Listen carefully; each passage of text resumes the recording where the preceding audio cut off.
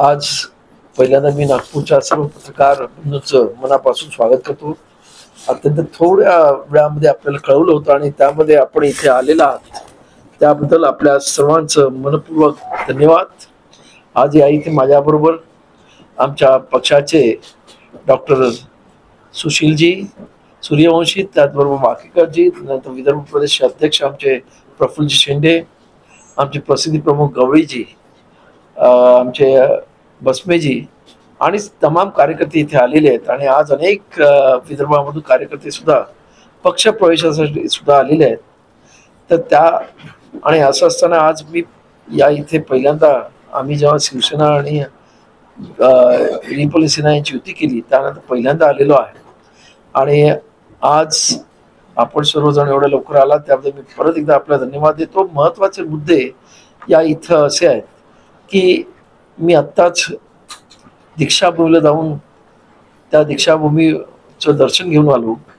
परंतु माझ्या एक लक्षात आलं की दीक्षाभूमीमध्ये आंबेडकरी समाजाचं प्रचंड अशी श्रद्धा आहे.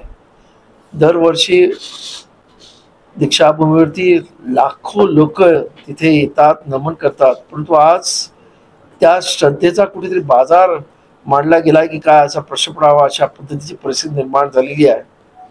तिथे कॉलेजने प्रचंड मोठी जागा व्यापलेली आहे. तिथे क्रिकेट अकादमी चालू झालेली आहे.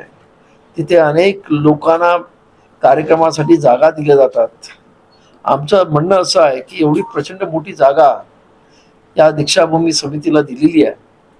तिचा खरं म्हणजे दीक्षाभूमी समिती ही फक्त आणि फक्त ते दीक्षाभूमीचं बांधकाम करण्यासाठी निर्माण केलेली समिती होती. त्या काळामध्ये भारतीय बौद्ध महासभेचे अध्यक्ष भैयासाहेब आंबेडकर यांना ती जागा म्हणजे दी बुद्धिस्ट सोसायटी ऑफ इंडियाला ती जागा दिली होती आणि बांधकामासाठी ही समिती तयार करण्यात आली. परंतु भैयासाहेब आंबेडकर मुंबईत आणि इथे असणारे जे काही कार्यकर्ते होते ते नागपूरचे होते. त्यांनी त्यानंतर ती जागा कधीच भारतीय बौद्ध महासभेला हँडओव्हर केली नाही. परंतु आज तिचं एवढं बाजारीकरण झालंय तर आज आंबेडकरी समाजामध्ये त्याच्याबद्दल प्रचंड रोष आहे. आणि त्यामुळं आमचं असं म्हणणं आहे की त्या तिथे असणारी जी काही इतर हे काही व्यापारी पद्धतीने त्याचा वापर होतोय तो ताबडतोबीने थांबवला पाहिजे. आणि त्याचं जे पावित्र्य आहे ते नष्ट होऊ नये ही आमची भूमिका आहे. त्याचबरोबर तिथे लाखो बाबासाहेब आंबेडकरांचे अनुयायी येतात, त्यांच्यासाठी निवासस्थानं झाली पाहिजेत. त्याचबरोबर तिथे आलेल्या लोकांसाठी मोफत नाही परंतु माफक दरामध्ये तरी भोजन व्यवस्था झाली पाहिजे. त्याचबरोबर तिथे जगभरातून अनेक पूज्य बनते येतात, त्यांची कुठेतरी निवासस्थान झाली पाहिजे. अशा पद्धतीचं त्याचं डेव्हलपमेंट झाले पाहिजे. त्या उलट तिथे जे बाजारीकरण चाललेलं आहे कॉलेजमध्ये अनेक म्हणजे वेगवेगळ्या प्रकारच्या नको त्या गोष्टी घडत आहे आणि त्यामुळे त्या दीक्षाभूमीला गालबोट लागतं हे अत्यंत दुर्दैव आहे असं माझं म्हणणं आहे.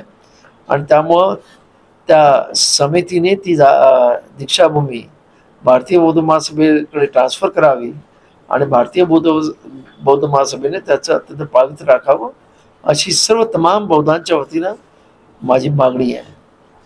त्याचबरोबर दुसरा जो विषय आहे की या आपण पाहिलं असं की या जे आम्ही युती केली